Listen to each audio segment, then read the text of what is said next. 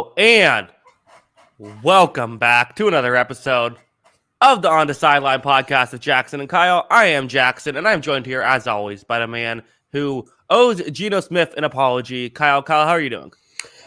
Doing pretty good. I don't think that's going to happen just yet, but you did Okay. get the win. Yeah, I'm doing good. How are you doing, man? Yes, I'm doing well. I've been better, Kyle. I've been better after Yeah, that Sunday game. I guess really me too. That hmm sucked. Football's Yeah, dumb. Why would we even do this? yeah, yeah. Well, football is stupid. I hate this, and I'll be back here next week. All right, that's the end of our show. Make sure to follow us on Twitter. And no, I'm just kidding. We'll still have to talk about it. Yeah, we gotta do it. We gotta listen. It's the easiest job in the world. All right, there's just every now and then is this is a tough day for both of our teams. Also, a tough day for your picks, Kyle. I mean, your picking has really been. You've had a rough start to the season. That just means there's nowhere to go but up. Yeah, I feel like as soon as I have a feel for things just go completely reverse on me. I can't catch a break here. What can you do? Yeah, a lot of craziness. You know what? Let's just jump into it. Let's start off with, as always, the Sunday night game. This one got off the rails quickly. We're talking pre-show. Literally, the first play, things just completely went haywire for Tampa Bay. They could not get stops in this one. You locked up the Buccaneers to win this game. This was, I guess, I'll start off. It's my team. I kind of felt like for the offense, actually, I liked what I saw from them. I thought the offense played relatively well. I think part of it is you put the ball in Brady's hands instead of trying to have a run first offense. Things work out. They only ran the ball 6 times in this one. I think that, I'm not saying you go full, I'm not saying that a 32, a 6 rushing attempt to 52 passing attempt game is the exact perfect ratio, but I think definitely having a pass heavy offense is the right mindset here. The offense I have no issue with, really, but the defense just could not get stops in this one. I don't know exactly what the issue is. It kind of just felt like the Chiefs game planned all week to beat this cover 2 zone that the Tampa Bay Buccaneers used to beat the Chiefs in the Super Bowl, and they had a perfect game plan because they spent all week kind of knowing what the Buccaneers would come in with. That's my biggest theory right now, and also the Chiefs are really good at football. Yeah, the Chiefs are really good at football. Basically, so now in 4 games since Tyreek Hill was, their first 4 games since Tyreek Hill was traded, EPA per drive, the Chiefs are first on offense. Points per drive, they're first on offense. Offensive points per game, they're second in the NFL. And success rate, they are third in the NFL. That's from Shield Kapadia. That's a lot of good stats. That's a lot of good things saying that you're doing things right.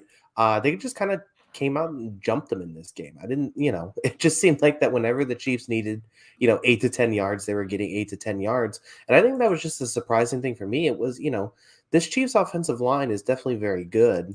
The way they were just able to move the Bucs around was definitely not something I was expecting and something that they were impressive with.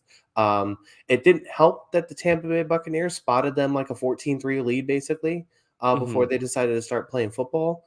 But it still felt like the Chiefs were the better team throughout, even though the Buccaneers were able to put together some scoring drives and make this a little bit more interesting for us because the offense has played so well. But I do want to circle back to this thing with they fell behind, they started throwing the ball a bunch, but they threw the ball a bunch because on their first 4 first down plays were a Leonard Fournette 3-yard run, a Tom Brady 10-yard pass, a Leonard Fournette minus 4-yard run, and a Leonard Fournette minus 2-yard run. Like, they were down by 20 points, and all of a sudden Byron Leftwich comes up with the idea of let's throw the ball more. Right. I just don't understand why you do that. Why would you not do what's you have all this talent, you've accumulated all this talent. Why would you not do what your offense is best at right away to start the game? It's baffling that, you're right. You look at this team, and the strength of this team is the passing game. People are getting on Brady. I think Brady's been very good through 4 weeks. I think Brady's been a bright spot of this kind of frustrating start to this team. But it's like, you're right. Put the ball in his hands. Mike Evans had some incredible catches in this one. He had over 100 yards total. It's like, let him throw it to your talented players. That's the correct strategy. And it felt like they either were trying to be a run going into the season. It felt like they decided for whatever reason they were going to be a team that's going to run the ball and play defense well. And that's not how you. That can work to win you games, but that shouldn't be what you do when you have a team built this way. And then at a certain point, they just had to, they got down early because of this and had to just abandon the running game altogether. So they were either running too much or not running at all. Yeah. So it made no sense to me, but I mean, full credit to the Chiefs and what they were able to do. Like I said, I haven't seen a team move the ball like that on the ground on Tampa Bay in quite some time. And I think full credit goes to the offensive line for what they were able to do this one. Clyde Edwards-Helaire, someone we kind of gave up on before the season. Isaiah Pacheco, the rookie, kind of coming in and doing that. And as you were saying, it seems like a concerted effort just throughout this start of the season that Oh, here, Kyle. 1 second. I gotta let my girlfriend in. So, can you kill like a minute? yeah, go for it. Okay. Uh Yeah, so I mean, as I was saying, I think the big thing with this game was that the Chiefs have now for 4 weeks basically spent a off season figuring out how to beat their biggest weakness, which was beating the cover two defense. They beat the cover two defense by running the ball, throwing short passes. They put a bunch of tight ends on the field right now because I mean Travis Kelsey had another great game because that's what Travis Kelsey does.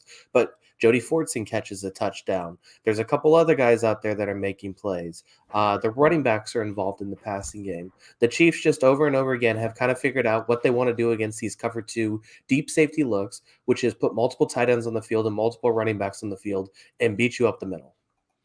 Yeah. Zachary Stewart in the chat saying, I agree with Skip Bayless. Pat Mahomes is not impressive at all. All these crazy plays, it's just showing off and not the way football is supposed to be played. Yeah. I have to say, rooting for the Washington Generals in this game, not the most fun. Yeah. Yeah, I would say I agree with that. Mm-hmm. Yeah, no, it was impressive. This has to be the most impressive win of the season so far, right? The Chiefs.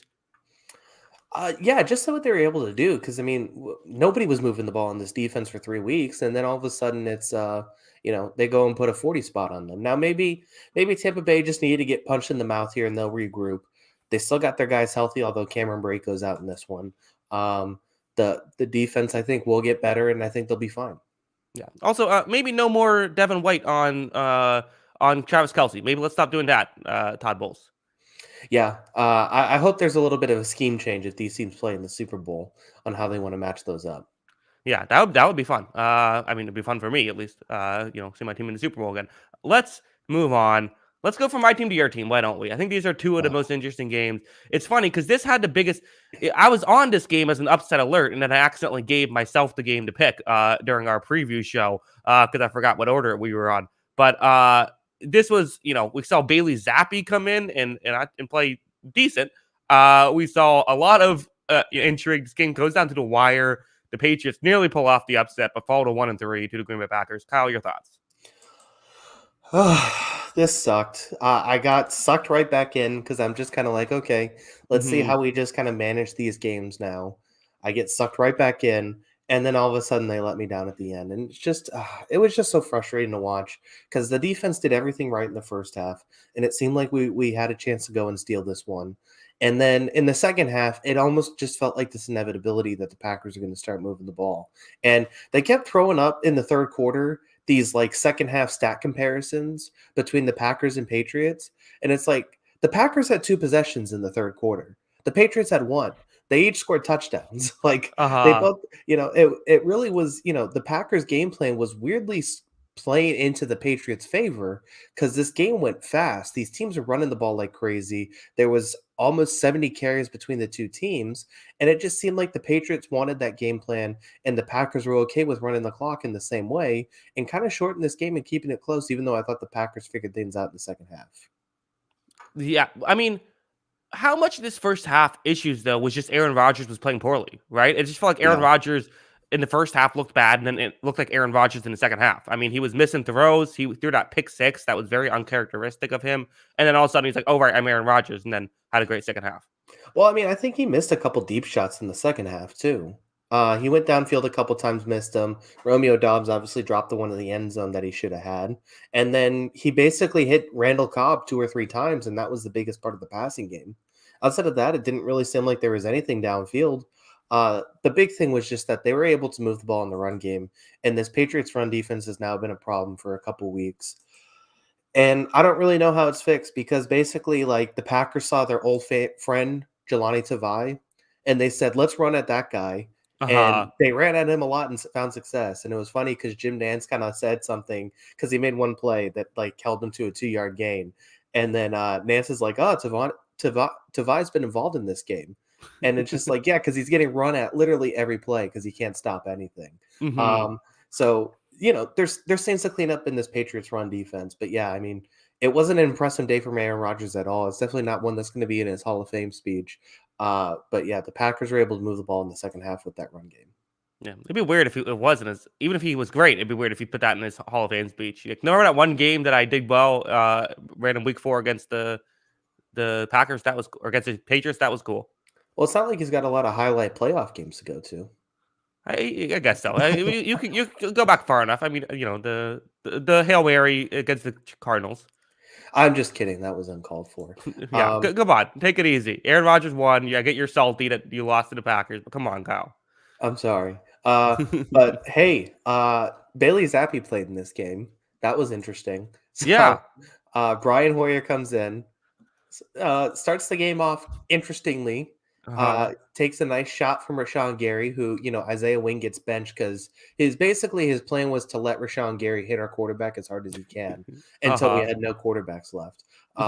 So he gets benched, and then Hoyer's out. Zappi comes in, and I thought he looked a little nervous, rightfully so, I think, but made a couple throws, made obviously the touchdown pass, and it was interesting.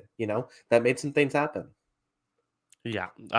We have Anthony who says Patriots are cooked. Put a fork in them. Kyle, are the Patriots cooked? I mean, if we're going to play our third string quarterback, yeah, I think it's safe to say they're going to have some issues this year. So, hot take.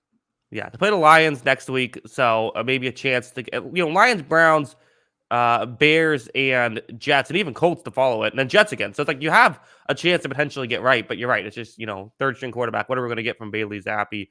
Get the Packers win here. Where are we at with the Packers? Because it's like, okay, you're winning, so we should be feeling good, and you beat the Buccaneers, who are seemingly a team that is contending, although they didn't look great either. But the Packers, it still feels like their offense is still really struggling, and they're turning the ball over, which is very uncharacteristic of a Green Bay Packers offense. Where are we at here with them? I'm a little concerned after this game, honestly, because like you said, they turned the ball over and they made mistakes on offense, and I think the defense to me was even more of a concern. The Patriots ran for 5 yards a carry. Did anybody think the Patriots are going to drop back and throw the ball 30 times in the second half? Right. Like they were still getting consistently 5 yards a carry in this game. And I know that's a strong running game, but with Kenny Clark and those guys, you think you'd be good against the run. And then, I mean, Jair Alexander is one of the best corners in the league. We all know this, but the guy is always on the bench, it seems like, hurt. And this is a passing defense that I think we expect even more of, even without Alexander, to at least be competitive. And this was a Patriots team that had been struggling to scheme guys open the first 3 weeks. You saw Devontae Parker walk into an end zone on a touchdown play. And so, like, why are guys getting open on the secondary, and why isn't Kenny Clark in this defensive line better? That's what I want to know. Yeah, we'll see. We're 4 weeks in. We'll see where they can go from here. Let's move on. Let's talk about the London game. Why don't we? This was a fun one, a very exciting London game. Got very wild at the end here. We saw. I thought Andy Dalton played decent in this one. I actually thought that Andy Dalton played pretty well. The Vikings moved the ball effectively. Did this, kind of beat themselves with penalties, and they couldn't really do anything in the red zone. But we're still able to pull off the victory barely. We had a double doink in this one. I mean, a lot of chaos. Your thoughts on it? Yeah, coming down to the field goal, I mean, you should get 4 points for that kind of field goal. But sure. Yeah, I mean, it was just crazy. It came down to that because it felt like the Vikings were in control. And then all of a sudden, it's like they just keep getting field goals. And then it's like the Saints are back in the game because the Vikings can't finish drives. And then the Saints are going down the field for a chance to tie the game. It was just very weird how that kind of played out. But yeah, the Vikings got the win. It was a very unimpressive second half, I thought, but they managed to put enough together to get this win. Yeah, the Vikings are 3-1 now. They're actually technically leading the division because they have a tiebreaker over Green Bay since they beat them. What's the Vikings record if they don't have Justin Jefferson?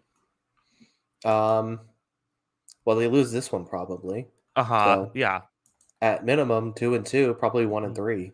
Yeah, he means a lot to the team, and that also opens up stuff for Adam Thielen. Having a guy like that's really, really been very good for them. Yeah. Yeah, he's been one of the best players in offensive players in football. I think he's got a real chance at offensive player of the year. And he was big in this one. He came up with catch after catch. Uh, could have had honestly probably 3 touchdowns in this game if he was able to get across the goal line. Ends up getting 1 on the rushing score. But really good game for him. And I don't know, like, what do you feel about? I guess that's the same question. What do you feel about both of these teams? Like the Vikings seem kind of uninspiring, even though they're 3-1, and then the Saints. Like, is Andy Dalton the answer now? Should Andy Dalton be the answer? Yeah, I feel like these are two inconsistent teams. I think it's probably the way to phrase them. I think they're both teams that maybe don't know what they are yet, which is kind of they don't know what their strengths and what their weaknesses are quite yet. I think to answer your question about the Saints, I think Andy Dalton is the answer, which is funny because Andy Dalton and Jameis Winston kind of couldn't be more different quarterbacks. Like Andy Dalton is Yeah. such a game manager, and Jameis Winston is such a I'm just gonna throw it blindfolded with my left hand as far as I can and hope something good happens. They both have have had somewhat success both ways. I just think that Andy Dalton is the guy. I think that he played well in this one. I think he's earned another start, and I think that especially with this Saints team, kind of the way they like to run their offense, I think I stick with Dalton. Yeah, I think so too. I think he runs this offense better. I think he fits this offense better. And if Michael Thomas and Alvin Kamara are able to play, I know Kamara hasn't been good the first 3 weeks, but if they're able to play, I mean, the Saints probably come down with a win in this one too. So I do think he should play. I think they should probably trade everything to try and get up and get CJ Stroud or something in the draft next year, or find a quarterback that plays. Maybe Carson Wentz can go here next year instead. Um, Mhm. but I do think that they should try and figure out this quarterback situation because I still think there's a pretty good team, even though they're 1-3 now. I think there's a lot of talent on this team, and they need some that it's the most important position. They got to figure it out. Yeah, but they don't have a first round pick next year, right? They got rid of it to get they wanted to make sure they got 2 guys in the first round this year. So, yeah, there's some question marks here with the Saints. Yeah, the trade multiple first round picks. I don't know. Figure Yeah, something sure. out. Yeah, might take a lot to get a high draft pick in a quarterback heavy draft for them. But yeah, I don't know. 2 interesting teams, very fun game. Are you ready to move on? Yeah, All right, let's go to this game. Why don't we? Not a game I thought we'd be leading off, putting early on in the show, but this was a fun game where I was doing obviously if you follow this podcast, you know how big of a Zach Wilson fan I was, and I was kind of doing this just isn't happening. He's the same guy as last year. This isn't improving whatsoever. I thought like, okay, little things are better. His pocket presence looks better. Like I'm like, okay, there's these small things, and in the fourth quarter, he was legitimately great. I don't know what happened to this guy. Why does this guy do this where he, can't hit a check down for life move? He's the person I trust least to hit a check down out of any people. Like, I trust you, Kyle, to hit a check down more than I trust Zach Wilson. But then in this fourth quarter, 10 for 12, over 10 yards per attempt was just perfect. And the Jets don't win this game with good quarterback play in the fourth quarter. They needed great quarterback play, and they got it with Wilson. So let me start with this. Is Zach Wilson Drew Lock? Maybe. Like if he's able to just go around there, run around, chuck it downfield, things look kind of good sometimes. But then you ask him to do like basic NFL stuff and he can't do it. But Like that that's wasn't just this game. But in this game, it was in the fourth quarter. It wasn't him just throwing stuff around. It was him running the offense. a little bit. But yeah, I mean, it looked a lot better by the end of the game, that's for sure. But it just seems like, when he's able to, kind of wheel and deal a little bit more, it seems better to me. But yeah, I don't. He was good at the end of it, so I'll give him credit for that. And I thought, the second interception, his receivers do have to help him some more. Like the second interception, which is completely the tight end's fault, and Mm-hmm. then he had another couple bad drops there too. But yeah, I mean, there were some scary moments for him too, and then there was obviously some great moments by the end of it. Yeah, I mean, I don't know. I think that I'm not sitting here and doing a victory lap for Zach Wilson by any means. Like there was Yeah, plenty of issues with Zach Wilson in this game, especially the first 3 quarters. And again, he was looking definitely. I was ready to say the B word. It's ready to call him a bust after certain plays in this one. But I don't know. I had a different takeaway from you. I thought the fourth quarter I thought he looked good. I thought he was running the offense. He was making these sort of over the middle throws. He was not. This wasn't like the Titans game last year where it was just he kind of threw the ball up and was able to make stuff happen. This was him running an offense to get his team to win. Yeah. I mean, he did make some good throws at the end of it. I'll give you that. And I think a lot of it too was like I think Minka Fitzpatrick went down at one point too, and yeah, I think there's just a lot that went into it. But he was able to make the throws at the end of the game. He hit Corey Davis multiple times for big passes, and yeah, I mean the Steelers gave him opportunities to win this one at the end, and he went and took it. 14 points in the fourth quarter. A lot of that was him. Yeah, kind of reminds me of Tom Brady against the Legion of Boom in the Super Bowl. It's kind of equally impressive. Yeah, let's not go there. No, but no. Okay, obviously, I'm kidding. But no, I did think it was very good. And honestly, I thought Kenny Pickett. I know you look at his stat line: no touchdowns, 3 interceptions, and think that that's terrible. But I thought that that's very misleading. I thought he played solid in this one as well. To me, he looked clearly like an upgrade over Trubisky. Yes, definitely. He was willing to actually throw the ball downfield, so that's a good first start. It was clear that he was better from basically his first throw. And he was an interception, and it was still a better throw than Mitch Trubisky. Look, Mhm. I just thought, the first one was a contested catch. Claypool knocks it in the air. It's intercepted. The second one was a third one was a Hail Mary. The second throw I thought was a bad throw because, yes, it was a tip pass, but at the same time, he's rolling backwards. It basically got caught way too far back upfield and then just threw it to the sideline, hoping for a miracle, and it got tipped and intercepted. So I thought that was bad. But the other two I didn't think were that bad of throws. It was just kind of, the situational stuff. But the offense did look a heck of a lot better with him on the field, and I thought that was a huge thing. I'm excited to see what he can do going forward, and I'm excited to see how Wilson adjusts going forward. Yeah, I mean, again, I don't know. I can't help but feel like Zach Wilson reminds me so much of Josh Allen during his first years. And that doesn't mean he's going to be Josh Allen, right? Plenty of people look like that and then don't get better. But that's kind of the feeling, right? Of like this guy who has all this raw talent and just like, can you figure out how to get him to just be a regular game manager? And if you can do that, then all the exciting stuff can just be a bonus instead of like all he can do right now. Yeah. No, I definitely think that. I mean, he definitely has the arm talent to be that sort of, a high quality quarterback. I don't want to say Josh Allen level player, but he definitely has the arm talent to be a high quality quarterback. He has talent around him this season, which I think goes a long way because Brees Hall was pretty good in this game. I liked a lot of what I saw from him. Davis, isn't, flashy. He's not a star, but he's solid. They just have guys up and down this roster that are at least dependable, it feels like, on the Jets team, rather than last year when it just felt like it was a bunch of duds. Yeah. Yeah, I think so. Right. Corey Davis had that big 4th down and 7 catch. So yeah, lot of good stuff with the Jets there. I mean, who would have thought Jets 2-2 looking, who would have thought the Jets would have multiple double-digit fourth quarter comebacks 44 weeks in? Definitely not me. No, probably not, definitely not Jets fans more than anything. On the road too, no less. Yeah. Good stuff for the Jets. Are they great? I don't know. But again, Jets easily the most fun Jets team to watch in quite some time. Uh yeah, I think so. I think Mhm. that this is at least an entertaining team. And like I said, there's talent here. Yeah. I guess as for Steelers, at least Kenny Pickett's there. There's interesting stuff to watch there. Yeah, you have a real quarterback in now, so that's good. I was Yeah. gonna say they should just like old Yeller Mitch Trubisky at some point because it was getting bad. Hold Yeller him. Why not just bench him? That may not be enough based on what I was seeing. Maybe okay. Let's move on. Let's go to what. So the chat doesn't kill me. Let's just go to the Broncos Raiders. I know that a lot of. I'm sure our It's not the viewership is. chat, it's just one guy. William, I Well, love you, man, but yeah. I love your energy. Keep it up. William very excited to talk Raiders. There's some other Raiders in there as well. But yeah. Let's talk Raiders again. Interesting game, and I kind of feel like the main story here though is probably the Broncos, and again. Denver expecting to win this game, expecting to do well. I think Russell Wilson's stat line might look a little bit better than how it actually went for the Broncos offense. And Nathaniel Hackett definitely got, is getting more criticism. People are saying that he should be fired already, only 4 weeks into the season. Maybe the Broncos just aren't that great. I don't know. But what are your thoughts on this game, Kyle?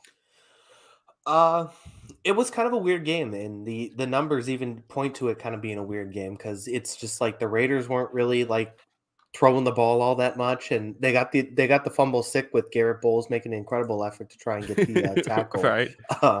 But yeah, I mean, I'm with you. The Broncos offense continues to be the story, I feel like, for this team, and I mean, it was better by default because it had been so bad the first few weeks, but I'm still unconvinced watching this team. It doesn't get great explosive plays. It had a couple in this one. KJ Hamler got the 55-yard pass, but it's just not enough, it feels like, to really be threatening. And I have no idea what they're going to do with Javonte Williams out, because it felt like he was their best offensive player through the first 3 weeks of the season.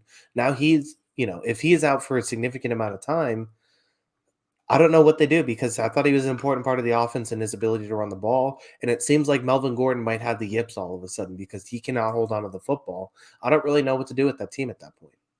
Yeah, very very bizarre stuff with Melvin Gordon and his fumbling issues. We have Joe in the chat saying, "Is Matt Collins good?" I guess so. I mean, Matt Collins is. Who would have thought he would be a legitimate piece?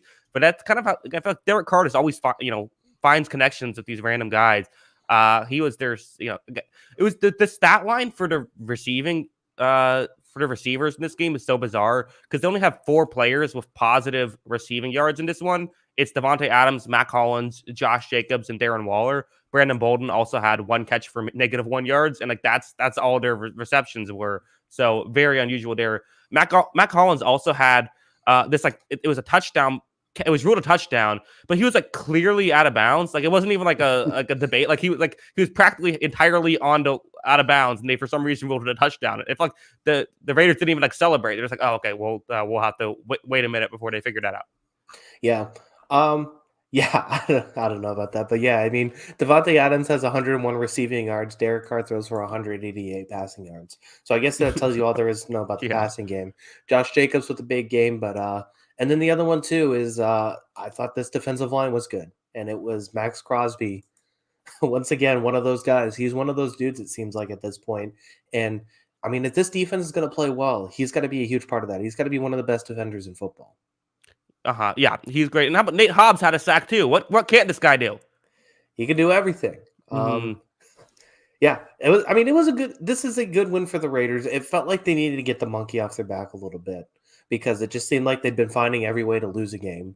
They finally get a win, and I think the schedule kind of lightens up here, doesn't it? I mean, they have the Chiefs. Well, so not next week. They play the Chiefs next week, but after that, Texans, Saints. We don't know what the Saints are. Jaguars on the road will be a tough one, but it's Colts, Broncos, Seahawks. Who knows who's left on the Chargers roster by that point? So you know what? Maybe you do lose next week and fall to 1-4, but there's winnable games on the schedule going forward. Yeah, exactly. And again, they play the Chiefs tough. I mean, that's not a easy. You can't just write a W for the Chiefs against the Raiders. They play them tough. Yeah, no, there's no guarantees in the AFC West just because it's competitive. But yeah, I mean, I do think that even if I think my thing was even if they lose next week, there's a lot of winnable games on the schedule still. Yeah, I think so as well. Are the Broncos dead? I mean, I want to say yes, but at the same time, they're 2-2. Like they're right. I mean, they're tied with the Chargers, and they're a game ahead of the Raiders still, even after this loss. And I don't know, like the Colts next week, they probably can go and win that one. And then they still got winnable games on their schedule too. So I mean, I'm unconvinced with everything I've seen from the Broncos outside of their defensive line being amazing, but I could still see them winning 10 games just because of where they're at. Yeah, it's certainly possible. Let's move on. Let's do Jaguars Eagles. Why don't we? I mean, you made the bold prediction. Maybe flew a little bit too close to the sun here of picking the Jacksonville Jaguars for a second week in a row to pull off a 7-point upset. And for a second, you were looking like a genius. The Jaguars get up to this 14-0 lead. They're looking great. Jacksonville only 14 total offensive points in this one. They also had the defensive touchdown. This was they turned the ball over 5 times, which is, it's going to be hard to win football games that way. Yeah, I had a lot of eyes on this one, and I just like it looked like a young team just making a bunch of mistakes, honestly. And I think that I didn't feel like there was a huge separation between these two teams still. Jaguars had -5 turnover luck, and I think that'll adjust. And literally, when it comes to turnover luck, it was like one of those was Trevor Lawrence rolling out on a fourth down play, and he had a guy wide open, and in the pouring down rain, the ball slipped out of his hand. Like literally just Mhm. slipped out of his hand. Nobody hit it. And the other one, he dropped a snap. And then the other Yeah. two were sacks that he got hit and strips. So it's like, okay, so two of those turnovers he probably could have got back. But yeah, I mean, I thought the big thing in this game was like one team was prepared to play in terrible weather conditions, and it was not the Jacksonville Jaguars. The Eagles, I mean, the first couple drives, it felt like the Jaguars had things going and working well. And then the rain just got a lot worse. The wind got a lot worse. And the Eagles are like, okay, we're running the read option basically all the way down the field. And credit to them, they did it really well. That offensive line's really good. Miles Sanders is incredibly good in this game. And Mhm. then the Jaguars on the other side kept trying to run these long developing pass plays down the field. They started to get a little bit of the rhythm in the third quarter, and then Trevor Lawrence threw an interception on at the end of the drive. But they kept trying to run these long developing pass plays, and James Robinson's stat line's not amazing. He was 8 carries for 29 yards, but I thought he was really productive in the first couple drives, and then he just like stopped playing. And I don't hear anything about it after the fact, but I don't really know why they stopped playing him when he was actually moving the ball pretty well to start it. Yeah, sort of the lack of running in general was kind of bizarre, which is weird because they only threw it 23 times, but it felt like they had more opportunities to run the ball and didn't. Which I'm typically not one to say you got to run the ball more, but in conditions like this, I think it maybe would have made more sense, and especially when Trevor Lawrence can't hold on to the football. Yeah. So it was a tough game for the Jaguars. The weather definitely took a toll on them. And I think if this game's played again, like I think the Jaguars can go and win this one. Like they looked like a competitive team. They obviously can't be -5 turnover or -4 turnover differential and expect to win a game against a good team. Yeah, I think through 4 weeks, to me, the Jaguars feel like they should be favored to win the division. I do too. I think this team's still good. I'm not phased. Um, I liked a lot of what I saw in this game. I thought they were able to, do a lot of good things against the Eagles. They didn't really figure out what the Eagles are doing on offense, but with the run game. But I still think there's just too many talented players in this Jaguars team. Yeah. Meanwhile, for the Eagles, we're now going. Last week they only scored in the second quarter, but scored 24 points. This week they scored 20 points in the second quarter. What is it with the week before they outscored the Vikings 17-7 in the second quarter? What is it with the Eagles in this second quarter? I don't know. I guess they need the caffeine in their coffee to settle in the first quarter, and then they Uh get huh. going.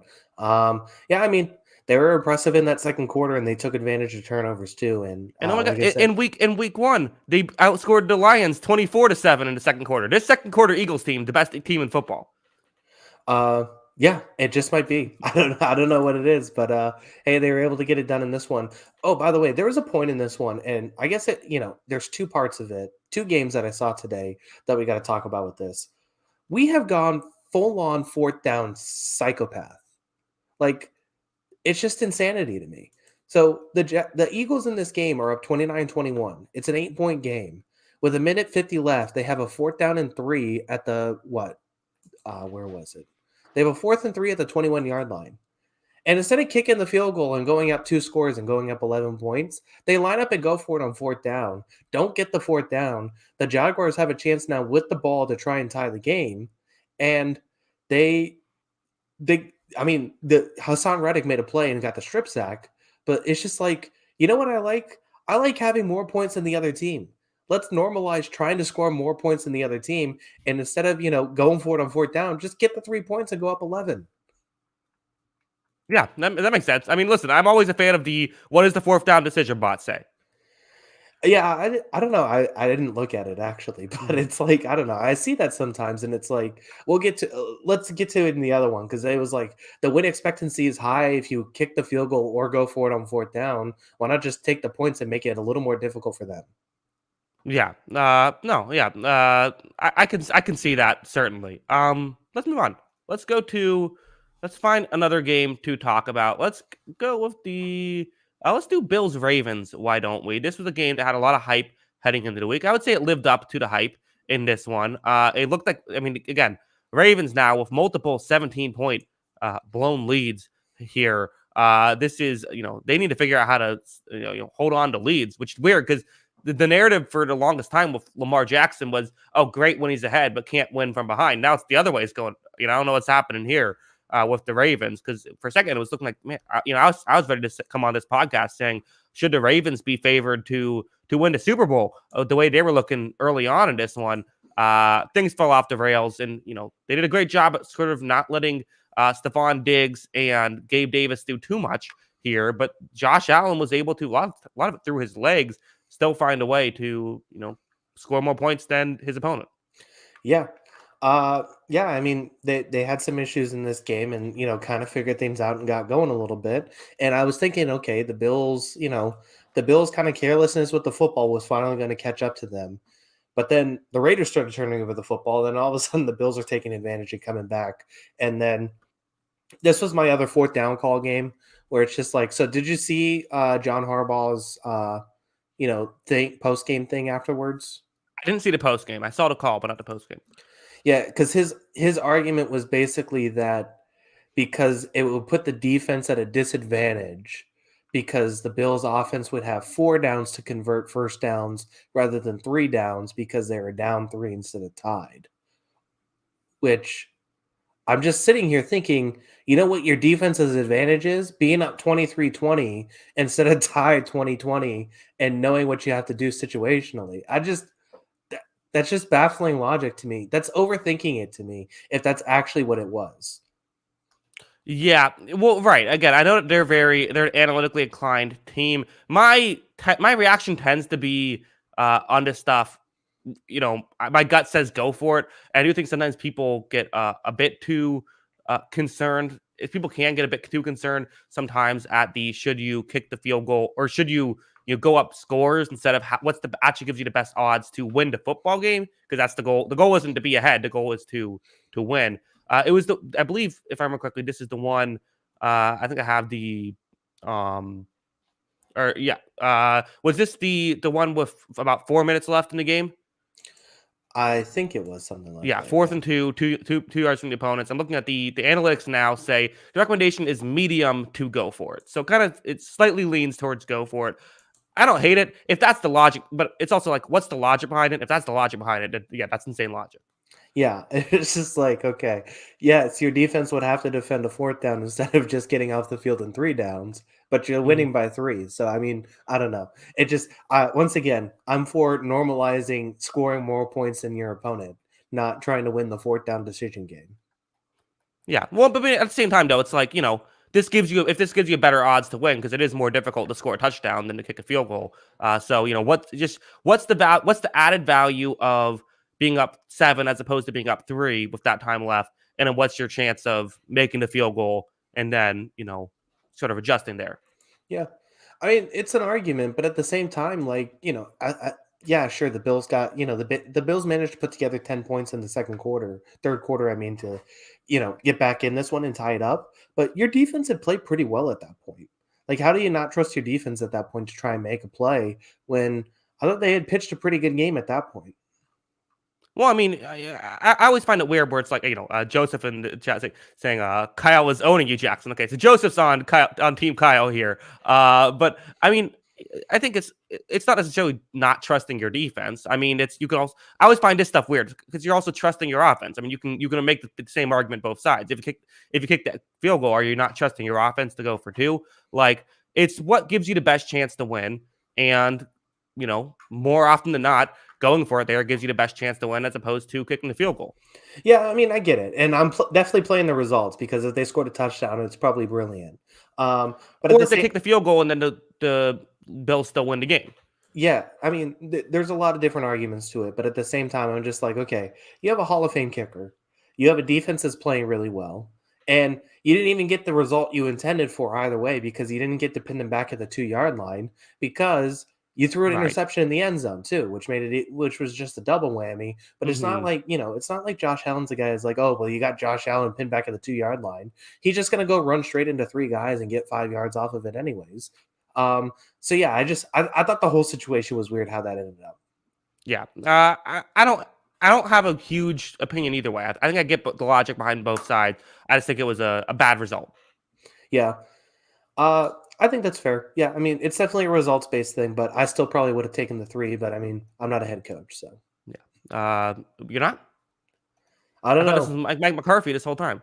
I don't know. There, yeah, there's a couple head coaching jobs in college ranks up. Maybe I'll put my name in the hat. Okay, yeah, there you go. Wisconsin, hire me, you cowards. Yeah, yeah, come on, Wisconsin. The Bills' defense is incredible. Chat 69, get out of here, man. Trying to block it. I don't know what's happened. Yeah, it's all good. The Bills' defense. Yes, they are very good. And once again, it just seems like it doesn't matter who's back there because they're down guys left and right in that secondary. They're still able to come up and make good plays. So, full credit to this Bills defense for doing that. Jordan Poyer was fantastic in this game. 2 picks, made a huge play at the end. That 4th down we were just talking about gets them out of the back of the end zone too. So everything kind of worked for this Bills team in the end, even though it looked so bad to start. Yeah, let's move on. Let's go to. I guess let's go. Let's do Seahawks Lions. Why don't we? Gino Smith, is Gino Smith an MVP candidate? You can give it to him. Apparently, Lamar Jackson was the favorite last week. That's probably not the same right now. So, is Rashad Penny an MVP candidate? Yeah. Yes. Favorite, I think. Rashad Penny, throwback to 2021 end of season Rashad Penny. Big day for him with 17 carries, 151 yards. I think the biggest takeaway from this game is, as excited as Lion fans are, we need to calm down with giving this team favorites to anything because this defense still can't stop anything. I mean, look at this stat line for the Seahawks. The Seahawks offense that we had been laughing at for basically the start of the season had 10.7 yards per pass. Geno Smith looks like an absolute stud, and they have 7 yards of carry on the ground with their starting running back going for 151 yards and 2 touchdowns. This defense stinks, and they were favorites in this game. It doesn't make any sense why they do this to us. Yeah, as you know, a great chatter saying the Lions have given up the most points in the first 4 weeks in the NFL. The Lions have also scored the most points in the NFL thus far. That's the most Detroit Lions thing I've ever heard. Aaron Glenn should be on the hot seat. Aaron Glenn being the defensive coordinator for the Lions. Yeah, I mean, I don't know about that one. the hot seat one. Yeah, I mean, like we knew there wasn't talent on this defense. Like, right. Well, I mean, there was talks of Aaron Glenn eventually getting a head coaching job, but like, I'm not going to judge his talent I'm not going to judge him based on the talent that he has on this team right now. Yeah, you're right. There's only so much you can do. I think I agree with you. I think it's easy to point to the coordinator because you don't want to point to the fact that you have really no talent on your defense, or at least not much talent on your defense. Yeah, I mean, these two defenses are terrible. Like, this is like, sometimes you see 48-45. Sometimes you think, oh, is this was this an awesome game? Not really. This is kind of just one of those, like, a game that neither team could really get much of anything going here. You talk about the Lions. I feel like if you're a Lions fan now, you can't feel great about this team, right? You were very excited heading into the season, but I feel like losing to the Seahawks, giving up 48 points to them, being the number 1 ranked offense and still being 1-3, like at least in terms of scoring, it can't feel great. I don't think you can feel great. I think the thing with this Lions team is, like, they're probably going to be in a lot of games because they can move the ball, right? Like, I don't think they're going to win a lot of games, but they're probably going to be in a lot of games because they can do that. I mean, have any of their games gone outside of 1 score? Or I guess they beat the Commanders, the Balls, by 9. But other than that, they lost by 3, they lost by 4, they lost by 3.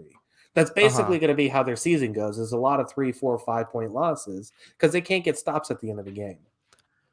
Yeah. The flip side, though, we should mention the Lions still scored. Someone brought up Lions are banged up and still scored 45 points. Yeah. I mean, we talk about how big Amon-Ra St. Brown and Swift are to this team. They were both out, and this team had no issue scoring. TJ Hawkinson, 179 yards and 2 touchdowns in this game. I mean, what a performance by him. Yeah, I mean, they had everything going. Their punter with a nice 6-yard pass. It was a contested catch. There's a lot of stuff going on here for this offense. Yeah, I mean, but even then, like, you look, I still think Amon-Ra St. Brown and what's the guy's name? Swift are important. But then at the same time, you look at, like, Jamal Williams. Jamal Williams is a good running back. I didn't expect him to be that good, but he's a good running back. TJ Hawkinson's a really good tight end with a lot of talent and promise. And the other part is that the Seahawks defense also stinks equally. and they're able to run for 5 yards a carry and have, what was it here? Almost 10 yards a pass as well. Yeah, no, a lot of good stuff. Anthony in chat saying, put some respect on Gino's name, Kyle. Imagine where PFF has him ranked now. Yeah, you were saying, oh my God, PFF having him ranked 8th. What are they doing? Well, he should be ranked 1st. Yeah, he's probably still over Patrick Mahomes somehow. So, he should be, clearly. Yeah, I mean, he's the best. Respect on Gino Smith. Yeah, respect Gino Smith. That's what we need to sell T-shirts saying respect Gino Smith.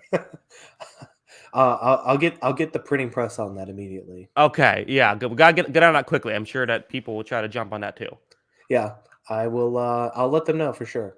Yeah. Let's move on. Let's go Titans Colts. A game that we thought was going to be, but these two teams that potentially could be competing for the division, and this two teams that have been disappointing. I think to start this season. Weirdly, again, you look at the stat lines. Ryan Tannehill has 137 passing yards, whereas Matt Ryan has 356, and yet still the Titans win.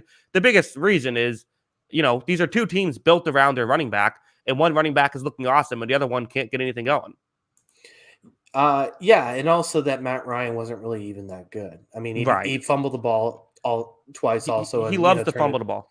Yeah, and he loves to take sacks too. I mean, this was a very misleading stat line, I thought, from the Colts passing game. I got very little eyes on this, and I think I'm a happier person for it because I don't want to watch either of these teams play football anymore. We're in week 4, and I'm kind of already over it. I don't know what's happened to Jonathan Taylor. I don't know what's happened because, or even I don't know what's happened to this Colts offensive line, which we thought was really good. We thought this, we didn't think this was maybe like a tier 1 group, but we thought this was, with Quentin Nelson and all these guys, they were going to make some things happen. And there's just nothing happening with this team. It feels lifeless. I don't understand what to do with this Colts team right now. Are they this bad? Joe says Colts out. Think so. If you look at the AFC, I still think they're lucky if they're in the AFC. They're lucky they're in the AFC South because that's the one way to still have a chance because they're only a half game back at this point at 1-2-1. So that's the bright side for Indianapolis. But yeah, it's been looking tough. I'm kind of with you. I don't know exactly what you do here. I don't know what the fix is. Maybe they should maybe this is kind of the concern of building around a running back. Unless that running back is Derrick Henry, things can go wrong when you build your entire team around a running back. But when your running back is Derrick Henry, then that kind of allows the Titans to do well. I think this is kind of, we speculated early on, Derrick Henry tends to take a couple weeks to get going, but we were concerned about, is that what's happening this time, or is he just washed up? Seems like that's what's happening. Derrick Henry looks all the way back, and with that, I think the Titans. You got to feel good about the Titans. Yeah, the Titans feel a little bit better after this week, and even more impressive that this Colts run defense was very good. I thought through the first 3 weeks, and then the one good thing the Colts had through the first 3 weeks was their run defense, and then they go and get killed in this game by Derrick Henry. So yeah, I don't really know what to think of either of these two teams. I feel better about Tennessee, obviously, because they won the game, but I also think it's a better football team. I just think top to bottom it's a better football team. I don't really think I just don't get it because they can't run the ball, they can't block, and they can't cover. And if you're going to tell me before the season what are the Colts going to be good at this season, I would have said they'd be able to run the ball, they'd be able to block, and they'd be able to cover. They can't do any of those things. How did this happen to this group so fast? Yeah, I don't know. It's just a bizarre situation. I want to watch y'all 22 and really figure out what happened with this Colts team because I can't figure it out. Yeah. Right now, they're dead to me. I mean, it really does feel this way. If I'm crossing off teams in the AFC right now, I'm crossing off New England, I'm crossing off Pittsburgh, I'm crossing off Indianapolis, I'm crossing off Houston, and that's probably it right now. That's who I'm crossing off. Interesting. Jets are not crossed off yet? I mean, they got 2 wins. How do you cross off the Jets with 2 wins? I think it's too hard to do that right now.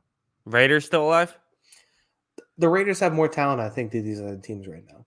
Yeah, I can see it. I think I might leave the Colts still. They're not crossed off yet, but I'm locating where they are, and I'm looking at where the pen is. Yeah. Is Frank Wright going to be on the hot seat? I said this in week 1. I still feel the same. Is it going to be a question this offseason? I was looking at a Reddit thread of I have to go to the Reddit threads because you can kind of get an idea of like just kind of what the average fan is feeling about this. And there was the thread was who's the worst coach in football, and there's a lot of people saying I don't know if he's the worst, but I think Frank Reich is overrated and maybe he should be fired. So he's on the hot seat, and if the Colts team missed the playoffs, he might be gone. Yeah, they've invested a lot in this team, just not at wide receiver, but they've invested a lot. Mm-hmm. Yeah. We'll see where those two teams go. Again, two teams that still have potential, but maybe need to find something to make it work. Let's go to the Thursday game because this is Mhm. it's interesting and really Bengals get a big win here for them, but kind of the story of this game was the Tua of it all of the kind of to set the stage if you missed the game. Tua, the week prior had an injury that many felt as though was a head injury that was getting disguised as a back injury. And then in this game takes a hard hit to the head, basically got tackled and landed on his head, has a bad concussion. I mean, that was the one where I just sort of froze for a second watching it. I didn't even move. Just, that was a tough one to watch. Left the game, appears to be at least in okay condition now.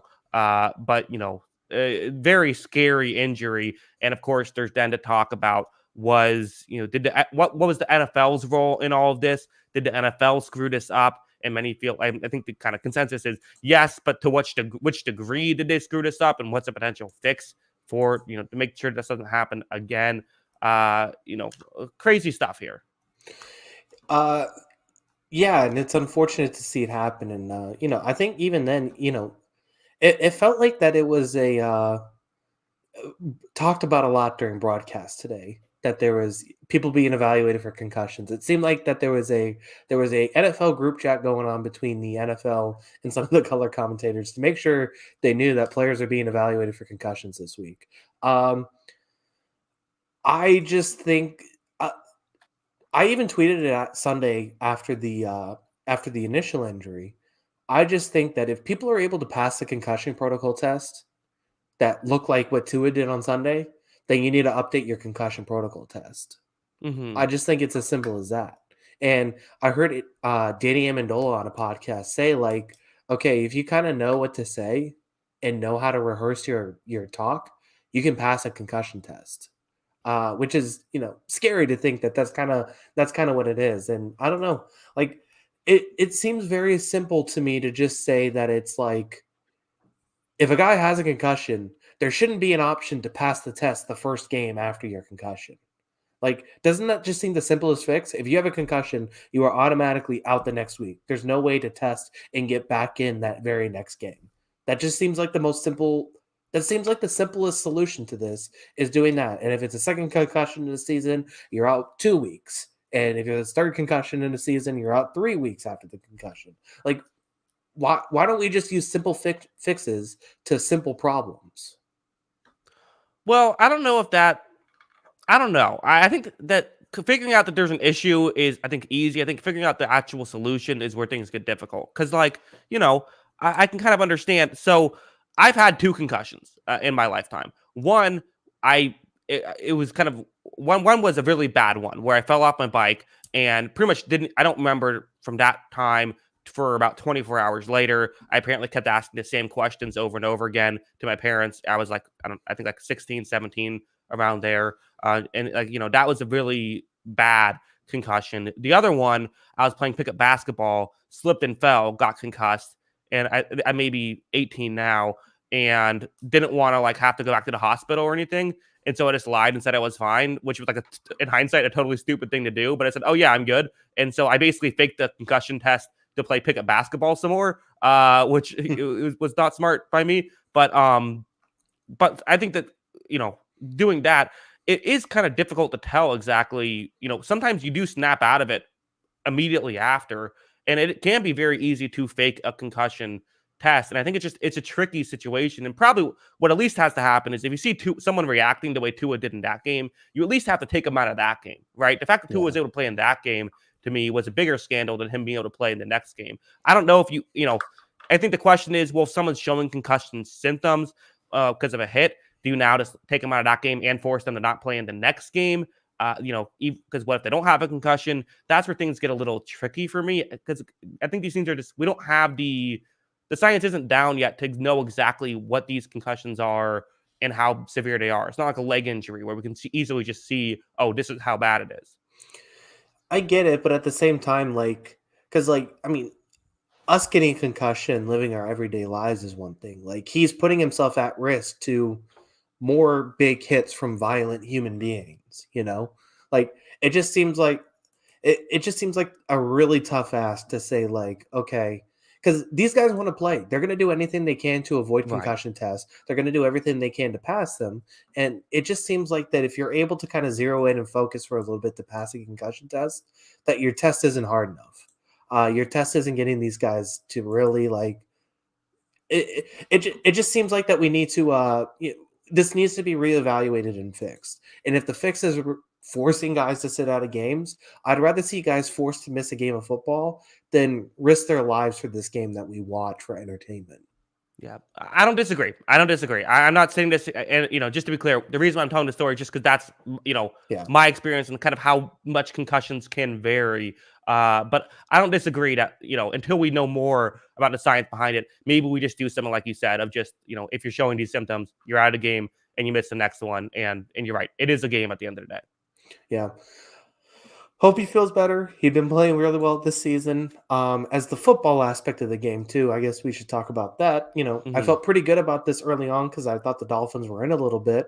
Obviously, the injury kind of changed a little bit of things, but I still felt like this was a pretty good win for the Bengals. I thought they went up against a pretty good secondary here in Miami, and they kind of went at them. And, this is part of, we talked about the strength of the Cincinnati team being able to win on the outside.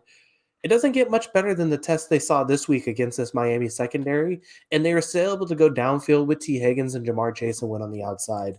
I thought it was a good win for the Bengals and kind of a bounce back win. Yeah, the Dolphins kind of doubled Jamar Chase a lot with the safety over top, but only one safety deep.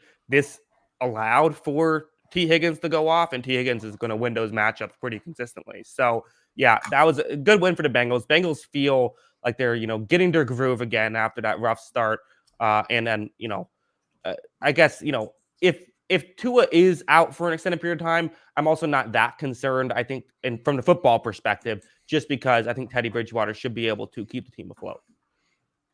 I thought he was up and down, but I thought overall he was pretty good.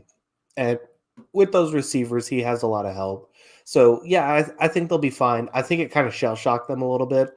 And I think overall they're going to kind of bounce back and be all right. But I still believe in this Dolphins team to be pretty good. Yeah. All right. Well, let's move on. Let's go to let's see, we have 5 games left. Let's talk about a 3-point game. Browns Falcons. What a wild one this one is, with the team tied for the division lead. I guess both teams are now tied for their division lead. Who would have thought, with the Browns and the Falcons? Falcons pull off a victory. They had 7 completions in this Oh one, my Kyle. God. I mean, this was a wild way to get a victory, but the Atlanta Falcons somehow are able to pull this off. It's Tyler Algier in the rushing game, having 84 rushing yards on 10 carries. With the running game in general was how the Falcons were able to win. Don't know what the Browns are doing, having Jacoby Brissett throw the ball 35 times. That was odd, but kind of felt like, in a weird way, I think the Falcons kind of coached their way to a victory this one. It definitely felt that way. I do think, I know they're trying to conserve carries a little bit, but it's like, is it okay if Nick Chubb carries the ball 25 times? Like, he's going to be okay, I think, right? Um, I can't imagine the difference between 25 and 19 is going to be that different. yeah, it just seemed odd to me, but yeah, I mean, I don't know. What did I say last week about this Browns team? Do you remember? No.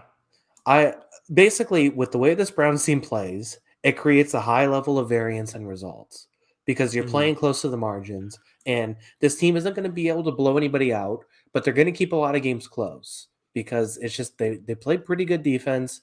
They run the ball really well. They do a lot of things really well. Uh, if they can't, they're going to have a lot of close results, and sometimes they're just going to lose a few of those because of that situation. And I felt like this was one of those because, I mean, yeah, looking at the numbers, they were the better team in this game, but they didn't come out on top because of that. Right. Well, yeah, exactly. When you are a run heavy team, that does make things you're right. It makes them more high variance, less possessions is always gonna, favor the underdog, so to speak. But how do we feel with this Falcons team? Do we feel like this Falcons team are they what are they? Are they frisky? I think they're a good bad team. Yeah, Uh-huh. frisky, plucky. I guess all those kind of Hmm. adjectives work. Scrappy. Like yeah, I mean, once again, it's another team that it's 4 games, it's 4 results within 4 points. So I mean, it's kind of crazy to see numbers like that for a lot of teams early in the season. But this is another team kind of similar to the Lions, where they can kind of move the ball a little bit. And if you can move the ball, you can stay in a lot of games. It wasn't as flashy this game for sure. Marcus Mariota was not good, but at the same time, they were able to move the ball enough to put themselves in a position to win at the end, and they were able to do that. I think the big thing with this Falcons team is like, and it was kind of baffling from what I was seeing from the Browns. Like, it's very obvious that you can, if you don't throw outside on the Falcons, you should be able to carve up their defense. Yeah. Like, basically, just do anything but don't throw outside. And Uh-huh. it seemed like the Browns wanted to throw outside, which made no sense. Yeah, no, absolutely. That seems to be the way to if you have an inconsistent defense, just go away from their good players. It seems like it should be pretty simple. Yeah. So I mean, they have good corners and they have an offense that seems like can move the ball. Hopefully, hopefully they can play a little better next week with Mariota. But yeah, I mean, 2-2, I think they're plucky and I think they can compete. Yes, officially in the plucky zone. Yeah. Not a bad place to be. You could be I don't want to make fun. You could be Houston. Yeah, it's true. You never want to be Houston. Let's move on. We got 4 games left. Let's talk balls at Cowboys. Why don't Oh we? my gosh. Are is is there? So I'm just gonna say this. Is there actually starting to be some truth to the quarterback controversy thing? Is it starting to be a thing yet? You keep shaking your head and saying no week after week when I jokingly say it. It's less of a joke now. It's less of a joke, but I still don't think it's true. Hmm. Like Cooper Rush has played well. Do I think Cooper Rush is better than Dak Prescott? No, I mean I just don't. I've seen him play. I think he's solid. I think he's a good backup quarterback, and I think he knows the offense. And I think he knows. I think the most important thing about Cooper Rush is he knows his abilities. This guy Hmm. isn't going to try and throw through tight windows. This guy isn't going to try and throw high pressure passes. He's going to hit the seam route when the seam route's open. He's going to hit the ball on the outside when the outside is open. And he's going to do exactly what he needs to do to win a football game. And I think that's what he has going for him. So good backup quarterback, uh, not better than Dak Prescott. Another good win for this Cowboys team. This defense looks like the best in the league right now, right? It's looking really good. Yeah, the defense is looking fantastic. Trayvon Diggs is I feel like he's completed sort of his, at first his second season was more of like he's getting a lot of turnovers, but he's actually playing like a legit shutdown corner at this point, which is awesome to see. Kyle, Cooper Rush not only is playing well at quarterback, but Ezekiel Elliott only had 2.6 yards per carry. Tony Pollard had 0.8 yards per carry, but Cooper Rush had 3.5 yards per carry. Is there also a running back controversy along with the quarterback controversy? Uh, yes, I think there is a real running back controversy now. Cooper Rush could start at running back when Dak Prescott returns. We'll see. We'll have to ask Mike McCarthy about that one. You know who's not playing good quarterback I do. Yes, is the guy who threw Carson. 42 times and had 170 yards. Yeah, Carson Wentz is not playing good quarterback right now, and this is bad. This is a bad football team, and I think Ron Rivera is going to lose his job for this, and I feel bad because he's the next fall guy for Carson Wentz. Yeah, it continues. I mean, Carson Wentz, though, I have to say, Carson Wentz wasn't great last year. Carson Wentz wasn't this bad last year. Carson Uh Wentz huh. has been a mess so far through 4 weeks. And he's got better receivers. This Yeah. is a better situation Hmm. theoretically. Like, I mean, maybe things when Brian Robinson comes back is slightly better, but at the same time, how much is a running back going to add? He's got better receivers right now, and he still can't get it done. I mean, this is horrible. I mean, 4 yards an attempt. I might be able to go out in a Washington football game and have 4 yards an attempt. Come on, man. This is Yeah. ridiculous. Also, no, you couldn't. You're probably right. No, I couldn't. Yeah. I mean, well, no, here's maybe if you just bomb the ball So you take deep shots time after time, and the second you get one, just don't throw it. Take sacks every time.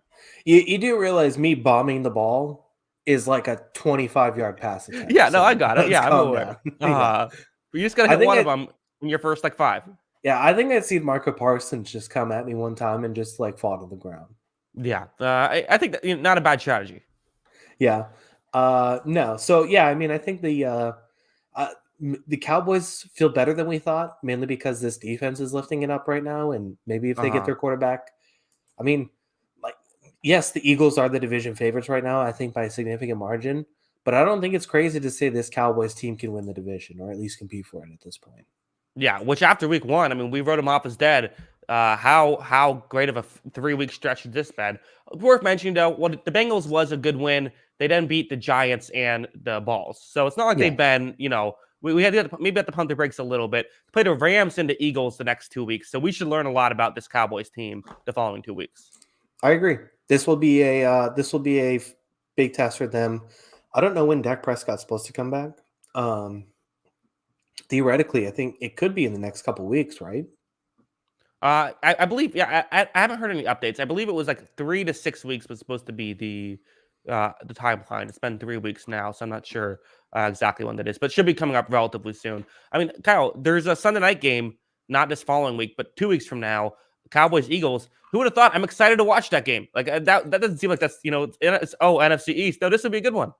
The NFC East is currently 4, 5, 6, 7. The top 3 teams in the NFC East are 10-2. The NFC East is back, baby. No longer the NFC East. At least it is the NFC Beast right now. Look at these teams standing out. Good for The them. NFC East has the best team in football, and then they have 2 teams tied for being the second best team in football. Yeah, there you go. There you It's have like a it. 7-way tie, but yeah, still. Let's continue with the NFC East. Somehow, some way, the New York Giants are 3-1. This team is, they will not lose against bad teams. They'll come close, but they won't. This is a team that I don't know what they've done, but the Giants are 3-1 right now. Yeah. And they ended this game without a quarterback, which, some may say they started the game without a quarterback. Right. But they ended the game without a quarterback and still managed to get a win. This might be the only game that Justin Fields has more pass attempts than his opponent. And that's because both quarterbacks got hurt. Right. And it was still close. It was still close. It's still by 6 attempts. Yeah, I mean, I don't really know what to take away from this game. I can't believe this team's 3-1, but they are 3-1. A lot of it has to do with schedule. It just seems like the Bears are going to either win games that it feels like that they shouldn't win or lose comically bad. Yeah, I don't know. I mean, this Bears team might be the most uninteresting team in football to me. Like Justin Fields is interesting to me, but then they don't give him any help, and he hasn't played well on top of it. So that's kind of lost the intrigue for me. I also have Joe in the chat saying my Giants are middle of the road, need better receivers and maybe a better quarterback. Although DJ has been playing better. He's been playing better. I still think they might need a better quarterback, Joe. If I'm on my opinion there. But I don't know. What do we make of this Giants team? I'm a bit all over the place here. Saquon Barkley has been awesome. Is that just it? Are the Giants team just a good defense with Saquon Barkley and that could potentially get them into in the hunt late into the season? Potentially, but I don't even know if I'm ready to say it's like that good. Like I think it's a decent team. I think it's competitive in some spots. But I mean, as Joe says here, as a Giants fan, as a resident Giants fan, Joe, yeah, they're a good team, but they need better receivers and quarterback. Well, receivers and quarterback make up 80% of an offense. So yeah, Mm-hmm. I would say it's not a very good team then. Yeah. Andrew Thomas is the beast. That's true. Yeah, he's good. I didn't see how Evan Neal played today, but maybe nowhere to go but up for him. Yeah. So I mean, I think they got pieces. Saquon being back is good, although they're going to give him a bunch of carries this year. Right. They need to address the quarterback position. They need to go get a number 1 wide receiver. Those are the 2 big things because I think there are decent teams. I think this team could be good next year. I will say Yeah. that. I think it could be good. Do you think the Bears front office is mad that they've already won 2 games? Yes. Mm-hmm. I think Yeah. they wanted See, to go 0 for watching this team. I mean, this is an embarrassing football team. Like honestly, like we make fun of it, but at the same time, you constructed. I don't feel bad about making fun of teams like this because you constructed a football team worth being made fun of. You know, uh-huh. like it's just everything about this team is just laughably bad. I mean, Darnell Mooney is your most dangerous offensive weapon. No disrespect to Darnell Mooney, he's a good football player, but this isn't a good football team if he's your number one offensive guy. And yeah, I mean, Justin Fields, I think is interesting, but is it that interesting to watch bad quarterback play? Because that's what it feels like right now. Why didn't the Bears just trade Justin Fields? Like, if this is what you're going to do, you don't believe in Justin Fields, why not just trade him? Is it just to sell tickets? Probably, Mm-hmm. honestly, and it felt harsh to make that even after just one season, and he didn't even get the full season. So I just don't know exactly. Like we're not behind the curtain, so we don't know all of it. But it's just I don't know what you were looking at to like expect. What did you need to see from Justin Fields last season to invest a lot in him? Yeah. Yeah. I don't. If you drafted him, then what he played last year shouldn't have detracted you from giving him a legitimate shot in Yeah. his second year, I feel like. They didn't just draft him; they traded up for him. Right. They Yeah. gave They gave up extra first year. assets Yeah. to get him. I don't know. It seemed like a really weird situation. It still seems really weird. Like I still think this Bears team's a bottom 3 team in football, but they have Yeah. 2 wins. So I don't know. Like uh, th- they got that Thursday night game against the Commanders. I'm not watching. Let's just make a collective effort as NFL fans. We are not watching Thursday, October 13th. Nobody turn it on. Prove a Then point. what am I supposed to do? Go for a walk. I don't know. Go watch a high school football game. They do some Thursday nights. Okay, maybe I'll find. Yeah, that's a good idea. Find high school football game. Maybe teams of better talent than those two teams. Yeah, exactly. Collective effort. We're not watching October 13th. Okay, a boycott. Well, let's move on. 2 games left. Let's talk about the Chargers Texans. So this was a game where the Chargers looked very good, despite the fact that the score ended up being way closer than it should have been. I believe I just described every single Chargers game ever. I know. Every time. Every time.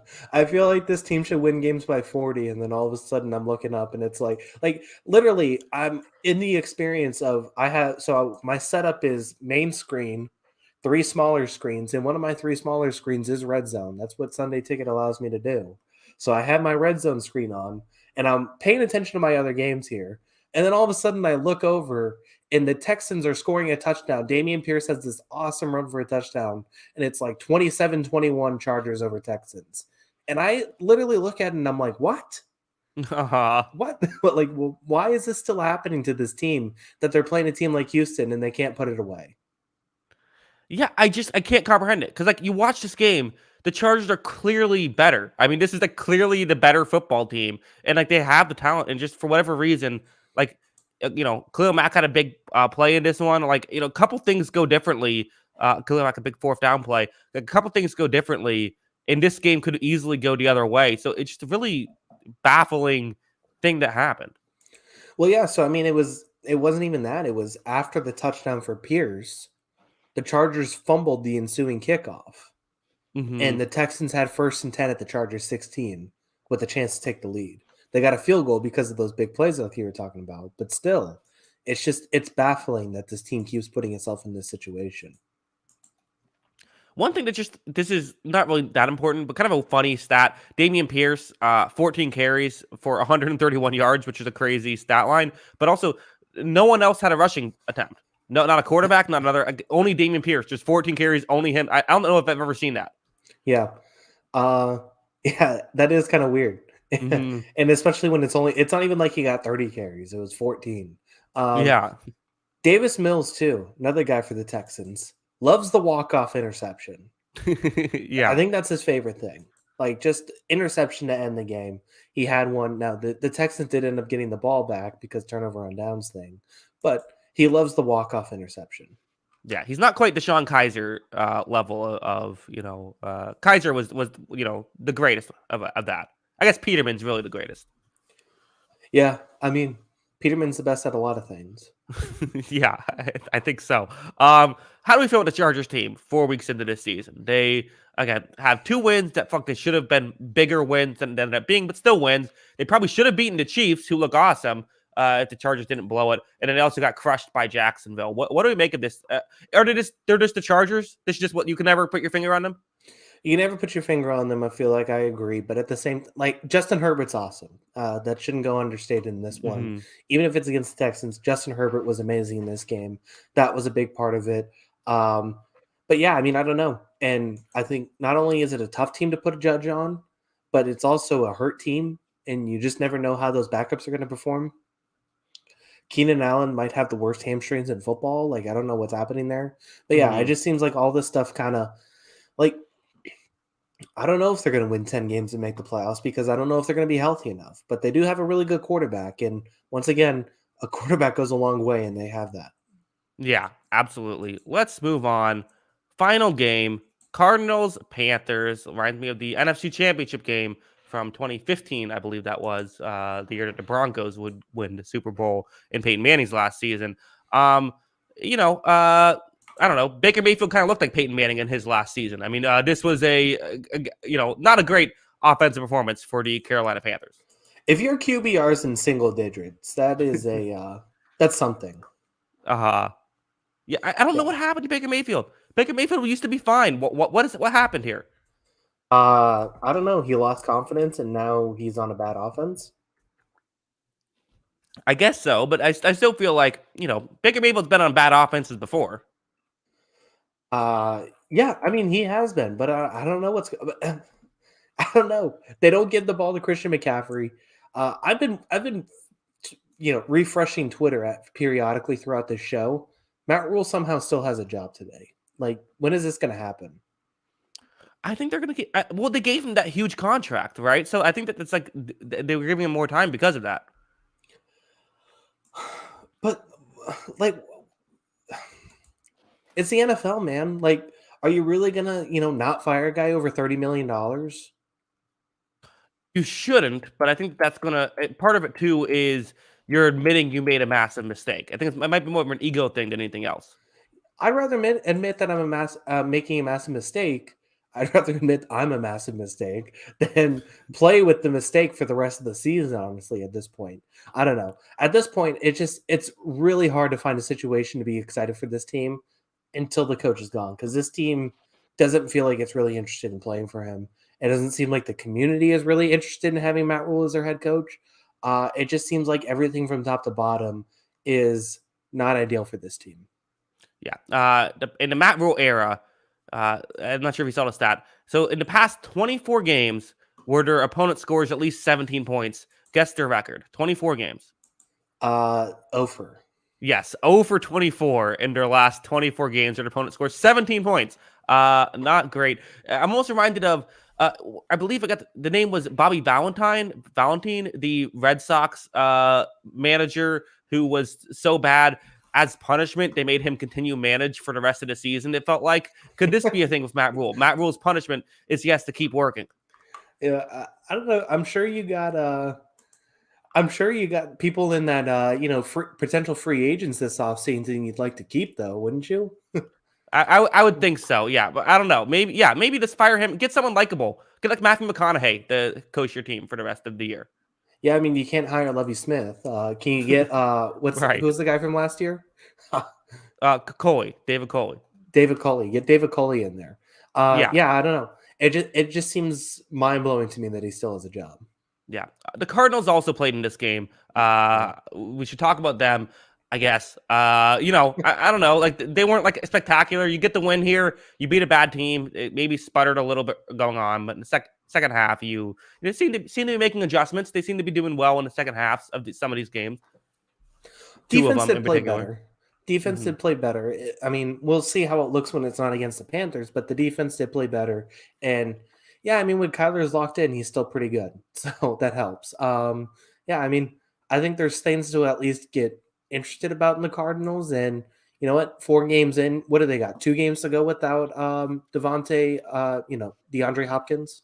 Yeah, and they play the Eagles and the Seahawks. So it's very reasonable to think they could be 3-3. Like, you're okay there. I mean, again, I don't know how if D-Hop is going to completely turn you into a championship team, but you've stayed afloat there if you can at least win one of these two games. Probably the one would be against the Seahawks. Yeah, I agree. I mean, that's at least puts you in playoff range, doesn't it? You have to feel okay about that because then you could go, then after that, you play Vikings, Seahawks, 49ers, Patriots. I mean, those are winnable games on your schedule down the stretch. Yeah, especially in the NFC, anything's possible. So, yeah, good stuff by the Cardinals. Good stuff by us, Kyle. We got through another week here of great, very interesting football. I thought this was a very fun week. Yeah, very good games. My pick's not so great, but that's okay. I'm doing better than the Phoenix Suns right now. That's all that matters. There you go. That's our promise. We'll be better than the Phoenix Suns. Yeah. Did you see what happened? No.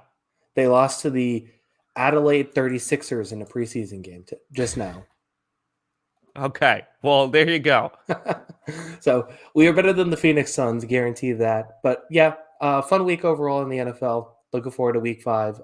Who do we have tomorrow? 49ers. Right? Yeah, that should be a good one. I locked up the Rams. So, if you're a Team Kyle guy, you want to root for the 49ers. Yeah, everybody get out your 49ers gear for me tomorrow. That's what I need. Oh, and a Thursday night game too is the Colts Broncos. That's a good. That's a loser leaves town game. That is definitely a loser leaves town. And then don't forget, everybody, October 13th, the losers have already left town, so we're not watching. Yeah, yes, October 13th. Commanders taking on the Bears. The Bears ball. That's what yeah, go do something. Go to a movie or something. Take your date out or something. Do something. Yeah. Hang out with your dog, whatever. Yeah, do whatever you got to do, man. Yeah. Also, the 2012 Red Sox were so ass with Bobby V. Yes, that's very true. Next podcast we'll be talking about the 2012 Boston Red Sox. Can we talk about 2013? It's better for me, at least. Yeah, we're either first or last the last decade. That's all that matters.